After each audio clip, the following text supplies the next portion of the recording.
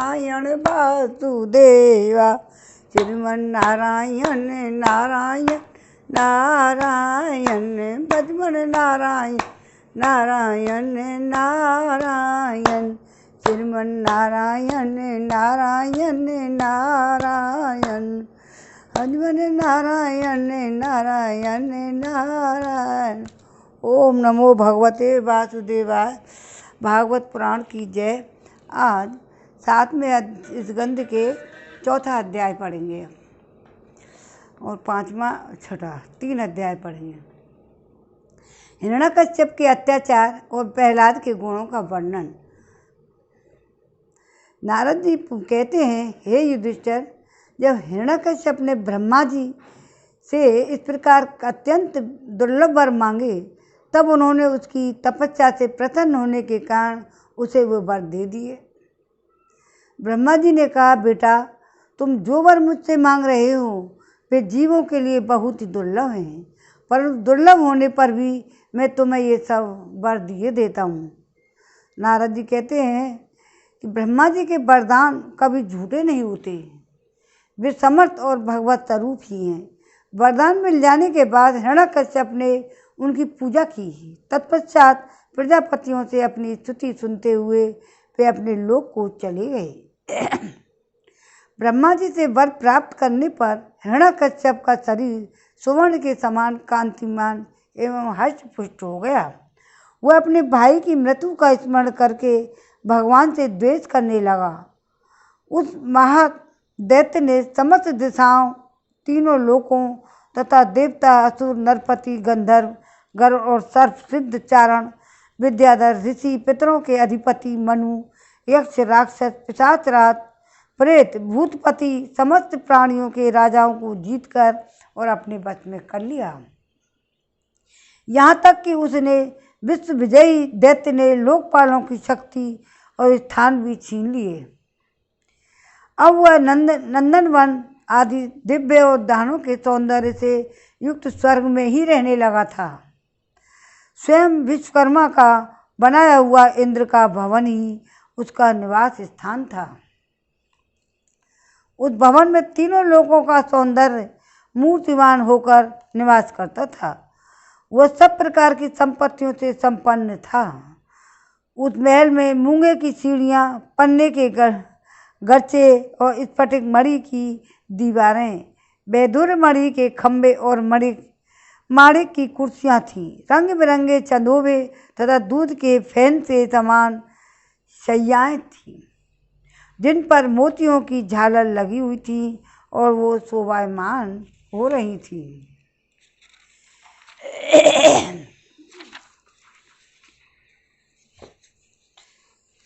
स्वर्गा सुंदरी सर्वांग सुंदरी अप्सराएं अपने नूपुरों से रुंझुन करती हुई रत्न में भूमि पर इधर उधर टहला करती थी।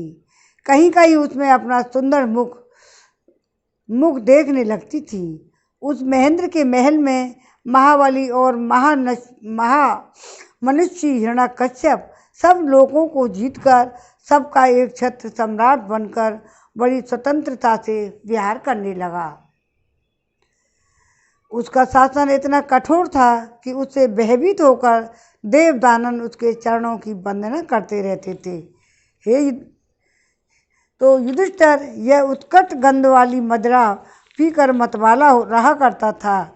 उसकी आंखें लाल लाल और चढ़ी हुई रहती थीं। उस समय तपस्या, योग, शारीरिक और मानसिक बल का वह भंडार था। ब्रह्मा, विष्णु और महादेव के सिवा और सभी देवता अपने हाथों में भेंट ले लेकर उसकी सेवा में लगी रहती थी। जब वह अपने पुरुषार्थ से इंद्रासन पर बैठ गया, तब युधिष्ठिर, विश्वासु, तुमरु तथा हम सभी लोग उसके सामने गान करते थे। गंधर्व, सिद्ध, ऋषिगण, विद्याधर और अप्सराएं बार बार उसकी स्तुति करती थी। युधिष्ठिर वह इतना तेजस्वी था कि वर्णाश्रम धर्म का पालन करने वाले पुरुष जो बड़ी बड़ी दक्षिणा वाले यज्ञ करते, उनकी यज्ञों की आहुतियाँ वह स्वयं ही छीन लेता था। एक छत्र राज हो गया था हिरण्यकश्यप का चारों तरफ। पृथ्वी के सातों द्वीपों में उसका अखंड राज्य था। सातों द्वीप, सभी जगह बिना ही जोते बोए धरती से अन्न पैदा होता था। वह जो कुछ चाहता अंतरिक्ष से उसे जो मिल जाता, और आकाश उसे भांति भांति के आश्चर्यजनक वस्तुएं दिखा दिखाकर उसका मनोरंजन करता था। इसी प्रकार खारे पानी, सुरा, घृत, इक्षुरस, दधि, दुग्ध और मीठे पानी के समुद्र भी अपनी पत्नी नदियों के साथ तरंगों के द्वारा उसके पास रत्न राशि पहुँचाया करते थे। पर्वत अपनी घाटियों के रूप में उसके लिए खेलने का स्थान जुटाते और वृक्ष सब ऋतुओं में फूलते फलते रहते थे। वह अकेला ही सब लोकपालों के विभिन्न गुणों को धारण करता था। इस प्रकार दिग्विजयी और एक छत्र सम्राट होकर वह अपने को प्रिय लगने वाली विषयों का स्वच्छंद भोग करने लगा, परंतु इतने विषयों से भी उसकी तृप्ति न हो सकी, क्योंकि अंततः वह इंद्रियों का दास ही तो था। युधिष्ठिर जब इस रूप में भी वह भगवान का वही पार्षद है जिसे सनकादिकों ने साप दिया था, वह ऐश्वर्य के मत से मतवाला हो रहा था तथा घमंड में चूर होकर शास्त्रों की मर्यादा का उल्लंघन कर रहा था। देखते ही देखते उसका जीवन का बहुत सा समय बीत गया। उसके कठोर शासन से सब लोग और लोकपाल घबरा गए। जब उन्हें वहाँ कहीं किसी का आश्रय नहीं मिला, तब उन्होंने भगवान की शरण ली।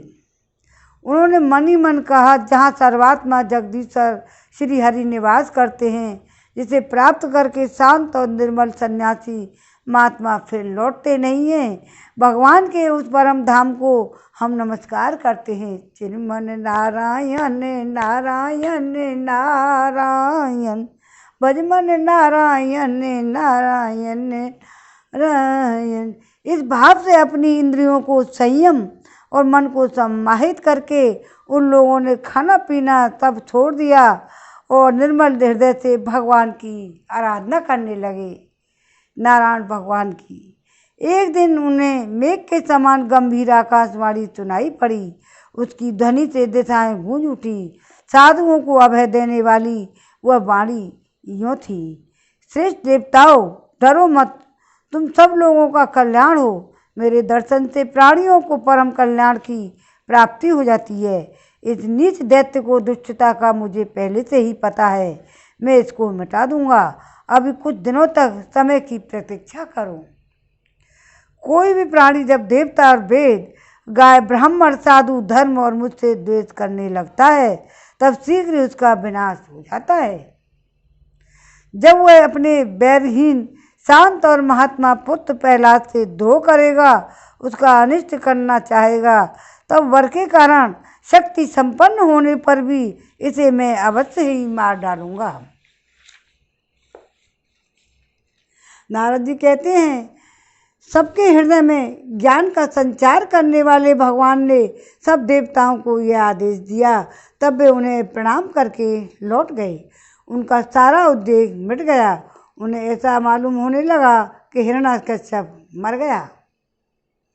युधिष्ठिर दैत्यराज हिरण्यकश्यप के बड़े ही विलक्षण 4 पुत्र थे। उनमें प्रहलाद यूँ तो सबसे छोटे थे, परंतु गुणों में सबसे बड़े थे। वे बड़े ही संत सेवी थे, ब्राह्मण भक्त, सौम्य स्वभाव और सत्य प्रतिज्ञ एवं जितेंद्रिय थे तथा समस्त प्राणियों के साथ अपने ही समान समता का बर्ताव करते थे। सबके एकमात्र प्रिय और सच्चे हितैषी थे। बड़े लोगों की चरणों में सेवक की तरह झुक कर रहते थे। गरीबों व पिता के समान स्नेह रखते थे। बराबरी वालों से भाई के समान प्रेम करते थे और गुरुजनों में भगवत भाव रखते थे। विद्या, धन, ऐश्वर्य और कुलीनता से संपन्न होने पर भी घमंड और हेकड़ी उन्हें छू तक नहीं गई थी। बड़े बड़े दुखों में भी वे तनिक भी घबराते नहीं थे। लोक परलोक विषयों को उन्होंने देखा सुना तो बहुत था, परंतु वे उन्हें निस्सार और असत्य समझते थे, इसलिए उनके मन में किसी भी वस्तु की लालसा न थी। इसलिए उनके मन में किसी भी इंद्रिय और प्राण, शरीर और उनके मन में उनके बस में थे। उनके चित्त में कभी किसी प्रकार की कामना नहीं उठती थी। क्या था कि लोकपालों के विषयों की स्तुति करते उन्होंने सुना था, और परंतु वे उन्हें निस्सार और असत्य समझते थे। इसलिए उनके मन में किसी भी वस्तु की लालसा न थी। इंद्रिय, प्राण और शरीर और मन उनके बस में थे। ये चारों चीज, इंद्रिय, प्राण, शरीर और मन, उनके चित्त में कभी किसी प्रकार की कामना नहीं थी। और जन्म से असुर होने पर भी उनके आसुरी संपत्ति का लेश भी नहीं था। जैसे भगवान के गुण अनंत हैं, वैसे ही प्रहलाद के श्रेष्ठ गुणों की भी कोई सीमा नहीं है। महात्मा लोग सदा से उनका वर्णन करते और उन्हें अपनाते आए हैं, तथापि वे आज भी ज्यों की त्यों बने हुए हैं। युधिष्ठिर, यूँ तो देवता उनके शत्रु हैं, परंतु फिर भी भक्तों का चरित्र सुनने के लिए जब लोगों की सभा होती है, तब वे दूसरे भक्तों के प्रहलाद के समान कहकर उनका सम्मान करते हैं। फिर आप जैसे अजात शत्रु भगवत भक्त उनका आदर करेंगे, इसमें तो कोई संदेह हो ही नहीं सकता। वो क्या, उनकी महिमा का वर्णन करने के लिए अगणित गुणों के कहने सुनने की आवश्यकता नहीं है। केवल एक ही गुण, भगवान श्री कृष्ण के चरणों में स्वाभाविक जन्मजात प्रेम, उनकी महिमा को प्रकट करने के लिए पर्याप्त है। युधिष्ठिर, प्रहलाद बचपन में ही खेल कूद में को छोड़कर भगवान के ध्यान में जड़वत तन्मय हो जाया करते थे। भगवान श्री कृष्ण के अनुग्रह रूप ग्रह ने उनके हृदय को इस प्रकार खींच लिया था कि उन्हें जगत की कुछ सुध बुध नहीं रहती थी। उन्हें ऐसा जान पड़ता, भगवान मुझे अपनी गोद में लेकर आलिंगन कर रहे हैं। इसलिए उन्हें सोते बैठते, खाते पीते, चलते फिरते, बातचीत करते समय भी उन्हीं इन बातों का बिल्कुल नहीं रहता। कभी कभी भगवान मुझे छोड़कर चले गए, इस भावना में उनका हृदय इतना डूब जाता कि वे जोर जोर से रोने लगते। कभी बनी ही मन उन्हें अपने पास पाकर, अपने सामने पाकर आनंदोद्रेक से ठट्टा मारकर हंसते थे, और इस ठठाकर हंसने लगते। कभी उनके ध्यान के मधुर आनंद का अनुभव करने से जोर जोर से गाने लगते थे। वे कभी उत्सुक हो बेसुरा चिल्ला पड़ते थे। कभी कभी लोग लज्जा का त्याग करके प्रेम में छक्कर नाचने भी लगते थे। ये कौन करते थे? प्रहलाद। कभी कभी उनकी लीला के चिंतन में इतने तल्लीन हो जाते कि उन्हें अपनी याद ही नहीं रहती, उन्हीं का अनुसरण करने लगते। कभी कभी भीतर ही भीतर भगवान का कोमल संस्पर्श अनुभव करके आनंद में मग्न हो जाते और चुपचाप शांत होकर बैठ जाते। उस समय उनका रोम रोम पुलकित हो जा उठता, अधखुले नेत्र अविचल प्रेम आनंद के आंसुओं से भरे रहते। उनके भगवान श्री कृष्ण के चरण कमलों की यह भक्ति अंकिचन भगवत प्रेमी महात्माओं के संग से ही प्राप्त होती है। इसके द्वारा वे स्वयं तो परमानंद में मग्न रहते ही थे। जिन विचारों को मन कुसंग के कारण अत्यंत दीनहीन हो रहा था, उन्हें भी बार बार शांति प्रदान किया करते थे।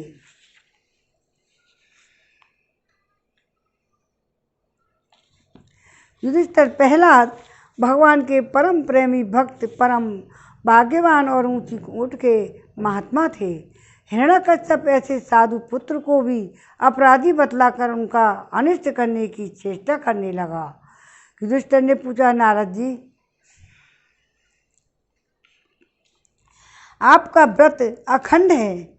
हम सब आपसे यह जानना चाहते हैं कि हिरण्यकश्यप ने पिता होकर भी ऐसे शुद्ध हृदय महात्मा पुत्र से द्रोह क्यों किया? पिता तो स्वभाव से ही अपने पुत्र से प्रेम करते हैं। यदि पुत्र कोई उल्टा काम करता है तो वे उसे शिक्षा देने के लिए ही डांटते हैं, शत्रु की तरह बैर विरोध तो नहीं करते। फिर प्रहलाद जी जैसे अनुकूल शुद्ध हृदय एवं गुरुजनों में भगवत भाव करने वाले पुत्रों से भला कोई द्वेष कर कैसे सकता है। नारद जी, आप सब कुछ जानते हैं। हमें यह जानकर बड़ा कौतूहल हो रहा है कि पिता ने द्वेष के कारण पुत्र को मार डालना चाहा। आप कृपा करके मेरा यह कुतूहल शांत कीजिए। पहला अध्याय में विराम। अब दूसरा 5वां अध्याय, मतलब चौथा अध्याय पूरा हो गया है, 5वां अध्याय। इसमें क्या है? हिरण्यकश्यप के द्वारा प्रहलाद जी के वध का प्रयत्न। अब हिरण्यकश्यप प्रहलाद को परेशान करेगा, पूरे अपने सब जोर शोर से सारे काम करेगा, फिर भी वध खुद का हो जाएगा, पर प्रहलाद का नहीं होगा। अब नारद जी कहते हैं, युधिष्ठिर, दैत्यों ने भगवान श्री शुक्राचार्य जी को अपना पुरोहित बनाया था। फिर उनके 2 पुत्र थे, षण्ड और अमर्क। वे दोनों राजमहल के पास ही रहकर हिरण्यकश्यप के द्वारा भेजे हुए नीति निपुण बालक प्रहलाद को और उनके दूसरे पढ़ाने योग्य दैत्य बालकों को राजनीति, अर्थनीति और आदि पढ़ाया करते थे। प्रहलाद गुरुजी का पढ़ाया हुआ पाठ सुन लेते थे, उसे यों की त्यों ही सुना भी दिया करते थे, किंतु वे उसे मन से अच्छा नहीं समझते थे, क्योंकि उस पाठ का मूल आधार था अपने और पराये का झूठा आग्रह। युधिष्ठिर, एक दिन हिरण्यकश्यप ने अपने पुत्र को प्रहलाद को बड़े प्रेम से गोद में लेकर पूछा, बेटा बताओ तो सही, तुम्हें कौन कौन सी बात अच्छी लगती हैं? प्रहलाद जी ने कहा, पिताजी, संसार के प्राणी मैं और मेरे के झूठे आग्रह में पड़कर सदा ही अत्यंत उद्विग्न रहते हैं। ऐसे प्राणियों के लिए मैं यही ठीक समझता हूँ कि वे अपने अधः पतन के मूल कारण घास से ढके हुए अंधेरे कुएं के समान इस घर को छोड़कर वन में चले जाएं और भगवान श्री हरि की शरण ग्रहण करें। नारद जी कहते हैं, प्रहलाद जी के मुंह से शत्रु पक्ष की प्रशंसा से भरी बात सुनकर हिरण्यकश्यप उठ ठठा मारकर हंसा और उसने कहा, दूसरों के बहकाने से बच्चों की बुद्धि यूं ही बिगड़ जाया करती है। जान पड़ता है गुरुजी के घर में विष्णु के पक्षपाती कुछ ब्राह्मण भेद बदल कर रहते हैं। बालक की भली भांति देख रेख की जाए, जिससे उसकी बुद्धि बहकाने में ना पाए। जब दैत्य ने प्रहलाद की गुरुजी के घर पहुंचा दिया, तो पुरोहित ने उनको बहुत फुचकार कर और फुसला कर बड़ी मधुर वाणी से कहा, बेटा प्रहलाद, तुम्हारा कल्याण हो, ठीक ठीक बताना, देखो झूठ ना बोलना। यह तुम्हारी बुद्धि उल्टी कहते हो गई, और किसी बालक की बुद्धि तो ऐसी नहीं हुई है। कुलनंदन प्रहलाद, बताओ तो बेटा, यह तुम्हारे गुरुजन ये जानना चाहते हैं, तुम्हारी बुद्धि स्वयं ऐसी हो गई है या किसी ने सचमुच तुमको बहका दिया है? प्रहलाद जी ने कहा, जिन मनुष्यों की बुद्धि मोह से ग्रस्त हो रही है, उन्हीं को भगवान की माया से यह झूठा दुराग्रह होता देखा गया है। यह अपना है और यह पराया है। उन मायापति भगवान को मैं नमस्कार करता हूँ।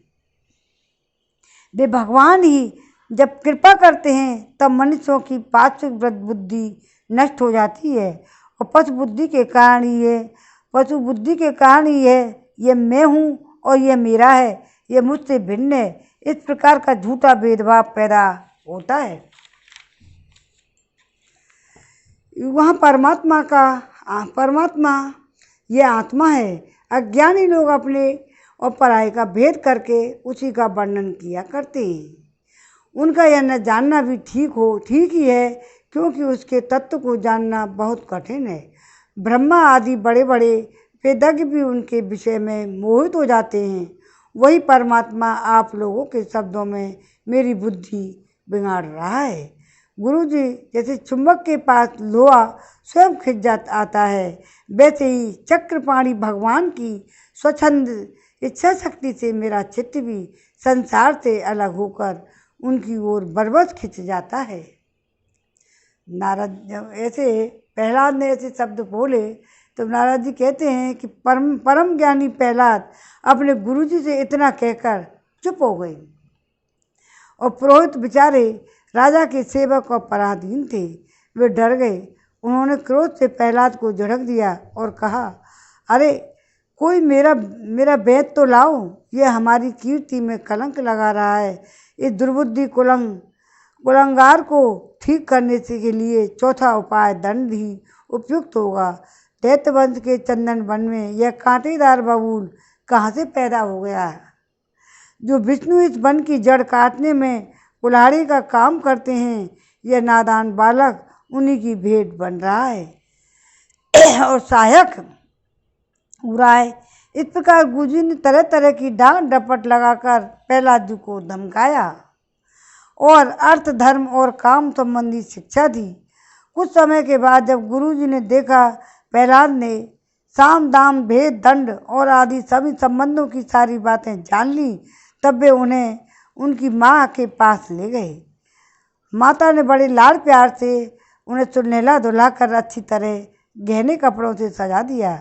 इसके बाद वे उन्हें हिरण्यकश्यप के पास ले गए। प्रहलाद अपने पिता के चरणों में लौट गए। हिरण्यकश्यप ने उन्हें आशीर्वाद दिया और दोनों हाथों से उठाकर बहुत देर तक गले से लगाए रखा। उस समय दैत्यराज का हृदय आनंद से भर रहा था। युधिष्ठिर हिरण्यकश्यप ने प्रसन्न मुख से प्रहलाद को अपनी गोद में बैठाकर उनका सिर छूंगा। उनके नेत्रों से प्रेम के आंसू गिर गिर कर प्रहलाद के शरीर को भिगोने लगे। उसने अपने पुत्र से पूछा, हिरण्यकश्यप ने पूछा, चिरंजीव बेटा प्रहलाद, इतने दिनों में तुमने गुरुजी से जो शिक्षा प्राप्त की है, उसमें से कोई अच्छी सी बात हमें सुनाओ। प्रहलाद ने कहा, पिताजी, विष्णु भगवान की भक्ति के 9 वेद हैं। भगवान के गुण लीला नाम आदि का श्रवण, उन्हीं का कीर्तन, उनके रूप नाम आदि का स्मरण, उनके चरणों की सेवा, पूजा अर्चना, वंदन, दास सांख्य और आत्मनिवेदन। यदि भगवान के प्रति समर्पण के भाव से यह 9 प्रकार की भक्ति की जाए तो मैं उसी के उत्तम अध्ययन समझता हूँ। प्रहलाद की यह बात सुनते ही क्रोध के मारे हिरण्यकश्यप होठ फड़फड़ाने लगे। उसने गुरुपुत्र से कहा, हे नीच ब्राह्मण, ये तेरी कैसी करतूत है? दुर्बुद्धि, तूने मेरी कुछ भी परवाह न करके इस बच्चे को कैसी निस्सार शिक्षा दे दी। अवश्य ही तू हमारे शत्रुओं के आश्रित है।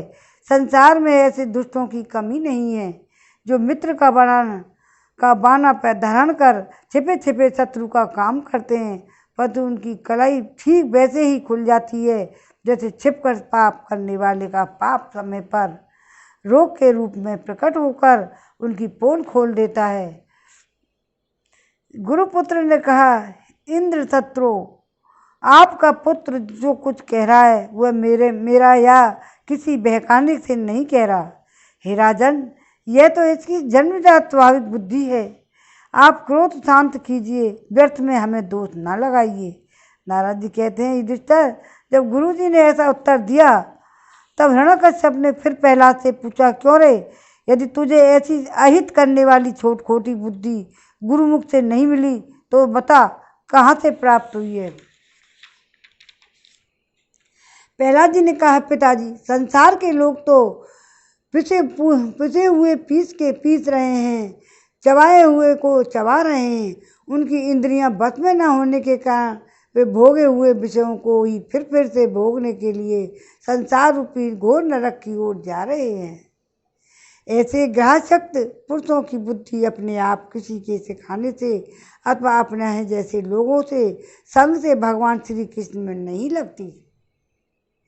जो इंद्रियों से दिखने वाले बाह्य विषयों को परम इष्ट समझकर मूर्खतावश अंधों के पीछे अंधों की तरह गड्ढे में गिरने के लिए चले जा रहे हैं और वेदवाणी रूपी रस्सी के काम कर्मों के दीर्घ बंधन में बंधे हुए हैं, उनको यह बात मालूम नहीं कि हमारे स्वार्थ और परमार्थ भगवान विष्णु ही हैं। उन्हीं की प्राप्ति से हमें यह पुरुषार्थ की प्राप्ति हो सकती है। जिनको बुद्धि भगवान के चरण कमलों का स्पर्श कर लेती है, उनके जन्म मृत्यु अनर्थ का सर्वथा नाश हो जाता है। परंतु जो लोग अकिंचन भगवत प्रेमी और महात्माओं के चरणों की धूल में स्नान नहीं कर लेते, उनकी बुद्धि काम कर्मों का पूरा सेवन करने पर भी भगवत चरणों का स्पर्श नहीं कर सकती। प्रहलाद जी की इतनी बात कहकर चुप हो गए। हिरण्यकश्यप ने क्रोध के मारे अंधा होकर उन्हें अपनी गोद से उठाकर भूमि पर पटक दिया। प्रहलाद की बात को यह सह न सका। रोष के मारे उसके नेत्र लाल हो गए। वह कहने लगा, दैत्यो, इसे यहाँ से बाहर ले जाऊं और तुरंत मार डालूं। यह मार ही डालने योग्य है। देखो तो सही, जिसने इसके चाचा को मार डाला, अपने स्वजनों को छोड़कर यह जीव नीच दास के समान उसी विष्णु के चरणों की पूजा करता है। हो ना हो इसके रूप में मेरे भाई को मारने वाला विष्णु ही आ गया है। अब यह विश्वास के योग्य नहीं है। 5 वर्ष की अवस्था में ही इसने अपने माता पिता की दुस्तज्य वात्सल्य स्नेह को भुला दिया और वह कृतज्ञ भला विष्णु का ही क्या हित करेगा। कोई दूसरा भी यदि औषध के समान भलाई करे तो वह एक प्रकार से पुत्र ही है, पर यदि अपना पुत्र भी अहित करने लगे तो रोग के समान वह शत्रु है। अपने शरीर के ही किसी अंग से सारे शरीर को हानि होती हो तो उसको काट डालना चाहिए, क्योंकि उसे काट देने से शेष शरीर सुख से जी सकता है। यह स्वजन का बाना पहनकर मेरा कोई शत्रु ही आया है। जैसे योगी को भोग लोलुप इंद्रियां उसका अनिष्ट करती हैं, वैसे ये मेरा अहित करने वाला है। इसलिए खाने पीने, सोने बैठने आदि के समय में किसी भी उपाय से इसे मार डालूं। जब हिरण्यकश्यप ने दैत्यों को इस प्रकार की आज्ञा दी, तब तीखी दाढ़ वाले, विकराल बदन वाले, लाल लाल दाढ़ी मूछ वाले, केसों वाले दैत्य हाथों में त्रिशूल ले लेकर मारो काटो इस प्रकार बड़े जोर से चिल्लाने लगे। प्रहलाद चुपचाप बैठे हुए थे और दैत्य उनके सभी प्रकार के मर्म स्थानों में शूल से घाव कर रहे थे। उस समय प्रहलाद जी का चित्त उन परमात्मा में लगा हुआ था, जो मन वाणी के अगोचर सर्वात्मा समस्त भक्ति शक्तियों के आधार परम ब्रह्म है।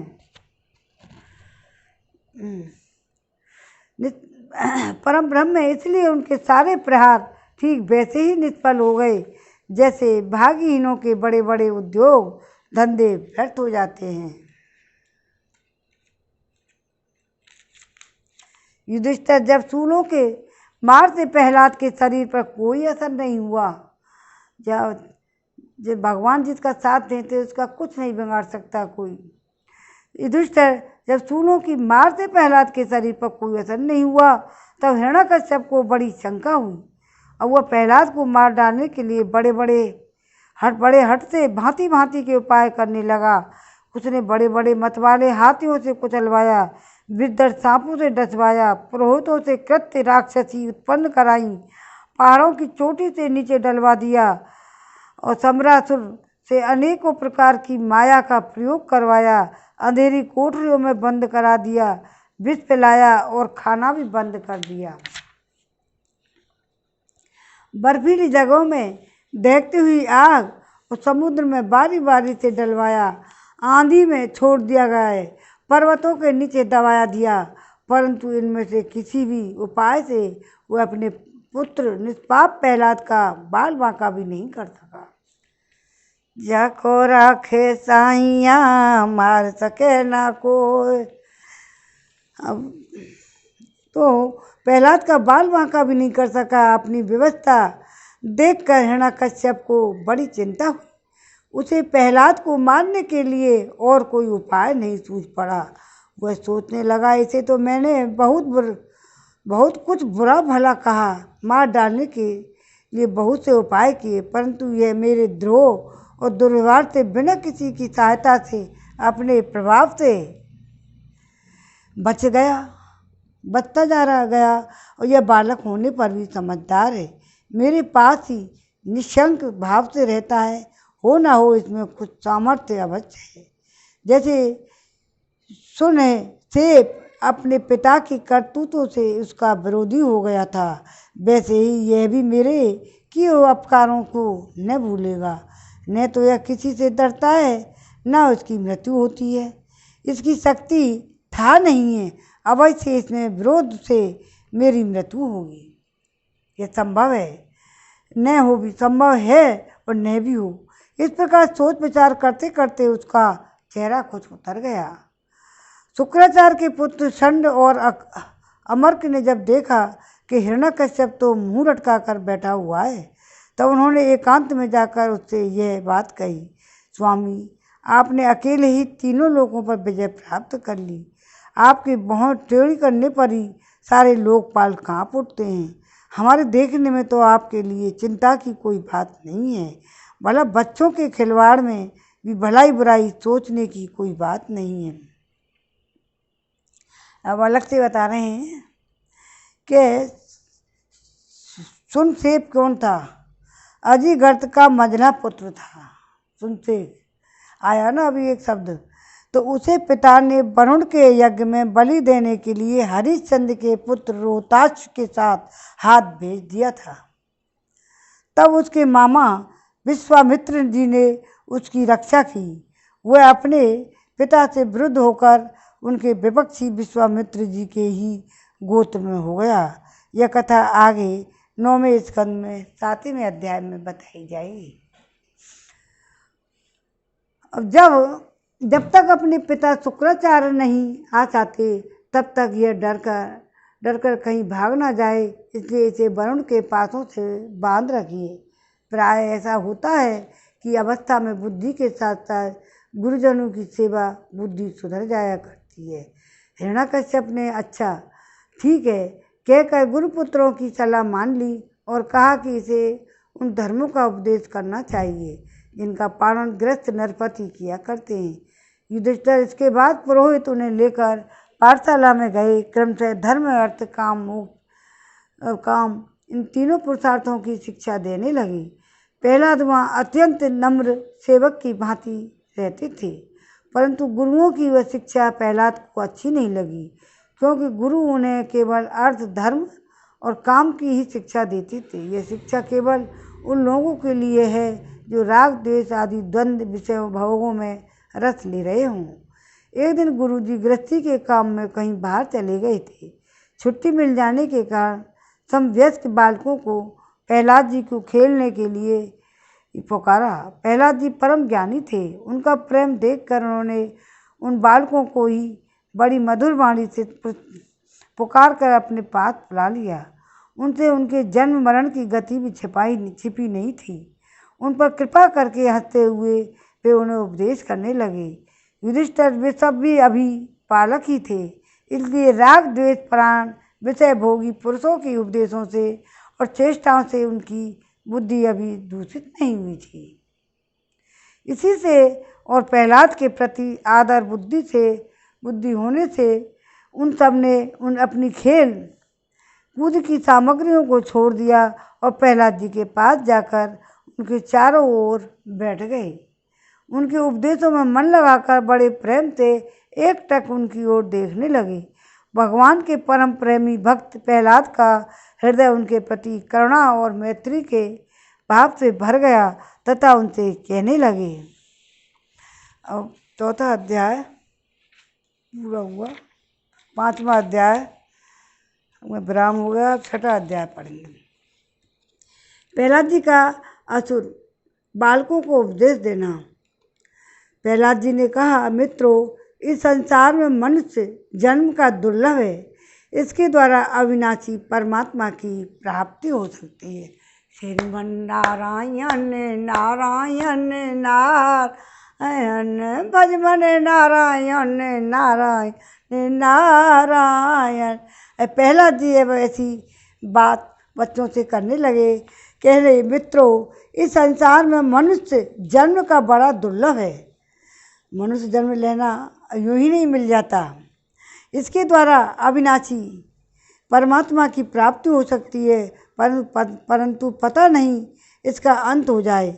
इसलिए बुद्धिमान पुरुष को बुढ़ापे या जवानी के भरोसे न रहकर बचपन में ही भगवान की प्राप्ति कराने वाले साधनों का अनुष्ठान कर लेना चाहिए।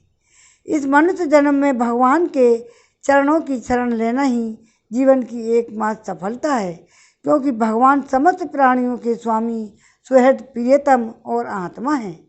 बाह्य इंद्रियों से जो सुख भोगा जाता है वह तो जीव चाहे जिस योनि में रहे प्रारब्ध के अनुसार सर्वत्र वैसे ही मिलता है और रहता है, जैसे बिना किसी प्रकार के प्रयत्न किए निवारण करने पर भी दुख ही मिलता है। इसलिए सांसारिक सुखों के उद्देश्य से प्रयत्न करने की कोई आवश्यकता नहीं है, क्योंकि स्वयं मिलने वाली वस्तु के लिए परिश्रम करना और आयु और शक्ति को व्यर्थ ही गंवाना है। जो इनके उलझ जाते हैं उन्हें भगवान के परम कल्याण स्वरूप चरण कमलों की प्राप्ति नहीं होती। हमारे सिर पर अनेकों प्रकार के भय सवार रहते हैं, इसलिए शरीर जो भगवत प्राप्ति के लिए पर्याप्त है, जब तक रोग शोक आदि ग्रस्त होकर मृत्यु के मुख में नहीं चला जाता, तभी तक बुद्धिमान पुरुष को अपने कल्याण के लिए प्रयत्न कर लेना चाहिए। पहले इसमें यह है कि प्राचीन प्रति में प्रहलाद के वाक्य में कोमार आचरोग्य इस श्लोक में पहले 5 श्लोक अधिक हैं। ये 5 श्लोक भागवत के विख्यात टीकाकार और दिग्विजय श्री विजय ध्वज के भी माने गए हैं। उन्होंने उनका टीका भी लिखी है। प्राचीन प्रति का लेख कहीं कहीं अविष्ट और खंडित होने के कारण ये 5 श्लोक शुद्ध रूप में नहीं लिए जा सके, अतः उनको विजय ध्वज की टीका के अनुसार शुद्ध करके यहाँ उद्धृत किया जा रहा है। 5 श्लोक हैं। तो मनुष्य की पूरी आयु 100 वर्ष की है। जिन्होंने अपनी इंद्रियों को बस में नहीं कर लिया है, उनकी आयु का आधा हिस्सा तो यूं ही बीत जाता है, क्योंकि वे रात में तमोगुण अज्ञान से ग्रस्त होकर सोते रहते हैं। इसको कौन कह रहा है? ये प्रहलाद जी बच्चों को शिक्षा दे रहे हैं। तो बचपन में उन्हें अपने संग साथी ये गुरु जी है नाए वो खेलने के लिए छोड़ गए और वो बच्चों को ये शिक्षा दे रहे हैं। तो अपन तो जो अब तक यूँ ही सोचते थे जो राम राम करना सिखावे, पारी शिक्षा दे रहे। बचपन में उन्हें अपने हित अहित का ज्ञान नहीं रहता। कुछ बड़े होने पर कुमार अवस्था में खेल कूद में लग जाते हैं। इस प्रकार 20 वर्ष का समय तो पता ही नहीं चलता। जब बुढ़ापा शरीर को ग्रस लेता है तब अंत के 20 वर्षों में कुछ करने और धरने की शक्ति नहीं रह जाती है। रह गई बीच की कुछ थोड़ी सी आयु, उसमें कभी न पूरी होने वाली बड़ी बड़ी कामनाएं, बलात् पकड़ रखने वाला मोह है, घर द्वार की आसक्ति है, जिससे जीव इतना उलझ जाता है उसे कुछ कर्तव्य अकर्तव्य का ज्ञान ही नहीं रहता। इस प्रकार बची कुछ ही आयु भी हाथ से निकल जाती है। दैत्यबाल को जिसकी इंद्रियां बस में नहीं हैं, ऐसा कौन सा पुरुष होगा जो घर गृहस्थी के आसक्त है और माया ममता की मजबूत फांसी में फंसे हुए अपने आप को उससे छुड़ाने का साहस कर सके। जिसे चोर, सेवक एवं व्यापारी अपने अत्यंत प्यारे प्राणों की भी बाजी लगाकर संग्रह करते हैं, इसलिए उन्हें जो प्राणों से भी अधिक वांछनीय है उस धन की तृष्णा को भला कौन त्याग सकता है। जो अपनी प्रियतमा पत्नी के एकांत सहवास और प्रेम भरी बातों और मीठी मीठी सलाह पर अपने को न्यौछावर कर चुका है, भाई बंधु और मित्रों के स्नेह पास में बन चुका है, नन्हे नन्हे शिशुओं की तोतली बोली पर लुभा चुका है, भला हुआ इन्हें कैसे छोड़ सकता है।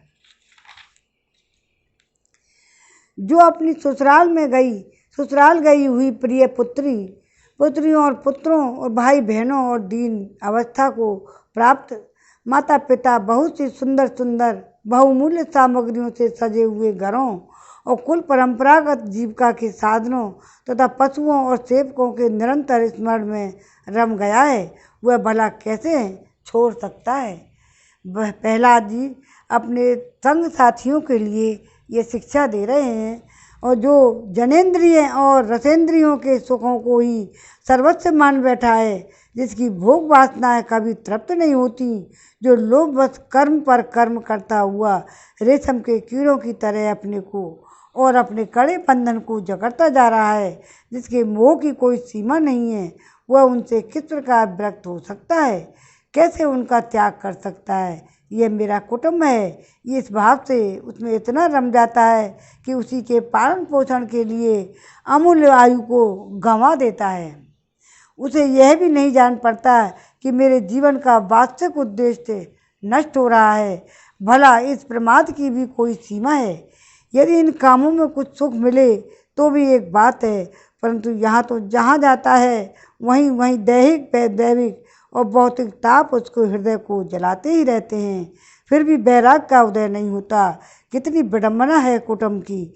ममता के फेर में पड़कर वह इतना सावधान हो जाता है, उसका मन धन के चिंतन में सदा इतना लवलीन रहता है, वह दूसरों का धन चुराने और लौकिक परलौकिक दोषों को जानता हुआ भी कामनाओं के बस में न हो रहकर कर सकने के कारण इंद्रियों के भोग की लालसा से चोरी कर बैठता है। भाइयों, जो इस प्रकार अपने कुटुंबियों के पेट और पालन में ही लगा रहता है, कभी भगवत भजन नहीं करता हुआ विद्वान भी तो भी उसे परमात्मा की प्राप्ति नहीं हो सकती, क्योंकि अपने पराये का भेदभाव रहने के कारण उसे भी अज्ञानियों के समान ही तम प्रधान गति प्राप्त होती है। जो कामनियों की मनोरंजन का सामान उनका कीड़ा मृग बना हुआ है, बना रहा है, जिसने अपने पैरों में संतान की बेड़ी जकड़ ली है, वह बेचारा गरीब चाहे कोई भी हो, कहीं भी हो, किसी भी प्रकार अपना उद्धार नहीं कर सकता। इसलिए भाइयों, तुम लोग विषय शक्ति दैत्यों का संग दूर से ही छोड़ दो, आदिदेव भगवान नारायण की शरण ग्रहण करो, क्योंकि जिन्होंने संसार की आसक्ति छोड़ दी है वह महात्माओं के वे ही परम प्रियतम और परम गति है।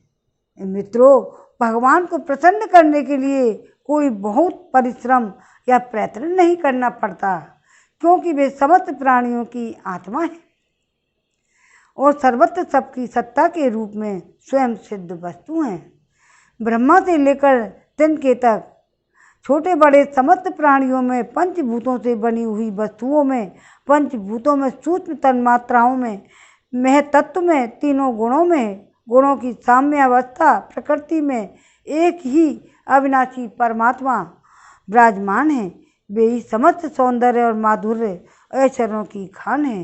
वे ही अंतर्यामी दृष्टा के रूप में हैं, वे ही दृश्य जगत में रूप में हैं। सर्वथा अनिवर्चनीय तथा विकल्प रहित होने पर भी दृष्टा और दृश्य व्याप्य और व्यापक के रूप में उनका निर्वचन किया जाता है। वस्तुतः उनमें एक भी विकल्प नहीं है। वे केवल अनुभव स्वरूप, आनंद स्वरूप एकमात्र परमेश्वर ही हैं। गुणमयी सृष्टि करने वाली माया के द्वारा ही उनका ऐश्वर्य छिप रहा है। इसके निवृत्त होते ही उनके दर्शन हो जाते हैं। इसलिए तुम लोग अपने दैत्यपने का आसुरी संपत्ति का त्याग करके समस्त प्राणियों पर दया करो, प्रेम से उनकी भलाई करो। इसी से भगवान प्रसन्न होते हैं।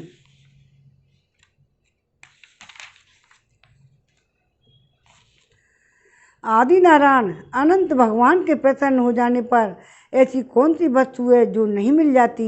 लोक और परलोक के लिए जिन धर्म अर्थ आदि को आवश्यकता बतलाई जाती है, वे तो गुणों के परिणाम से बिना प्रयास के स्वयं ही मिल जाते हैं।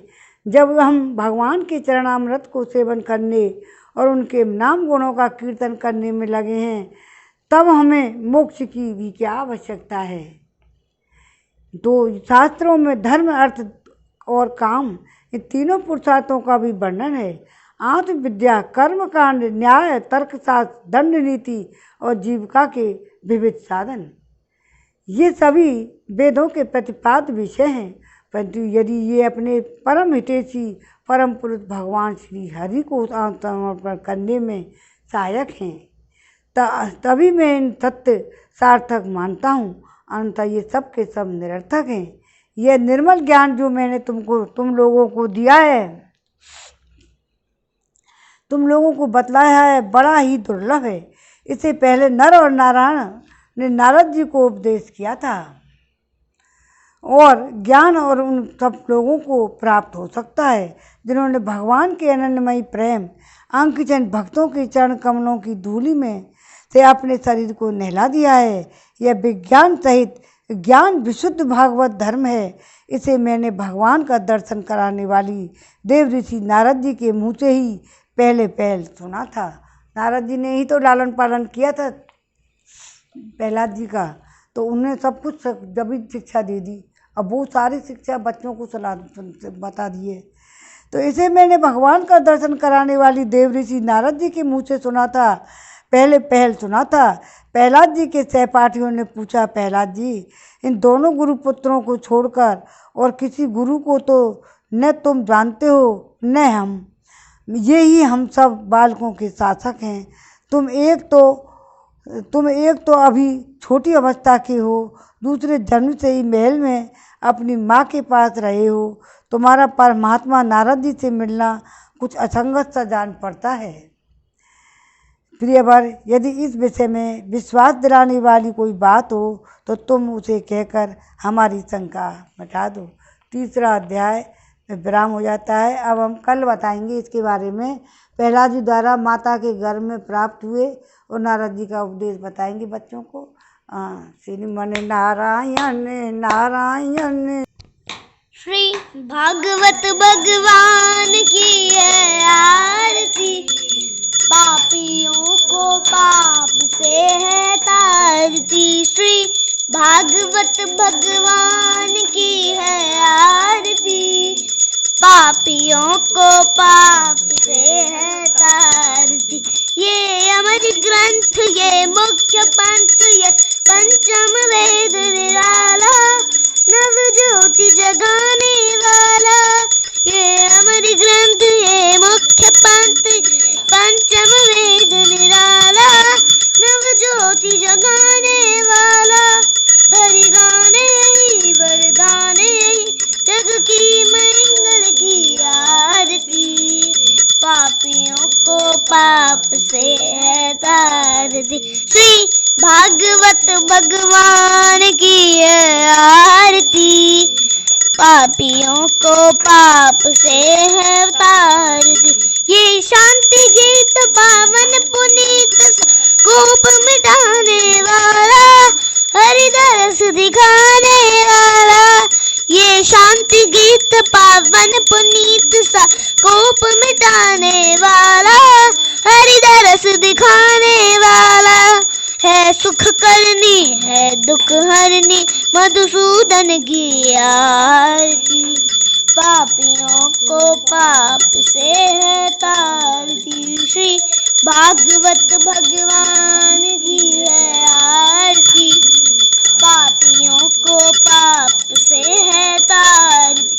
ये मधुर बोल जगबंद खोल, सन मार्ग दिखाने वाला, बिगड़ी को बनाने वाला। ये मधुर बोल जगबंद खोल, सन मार्ग दिखाने वाला, बिगड़ी को बनाने वाला। श्री राम यही घनश्याम यही, प्रभु की महिमा की आरती, पापियों को पाप से है तारती। श्री भागवत भगवान की है आरती, पापियों को पाप से है तारती। ओम नमो भगवते वासुदेवाय नमः। आज के आनंद की जय। श्री राधे राधे श्याम।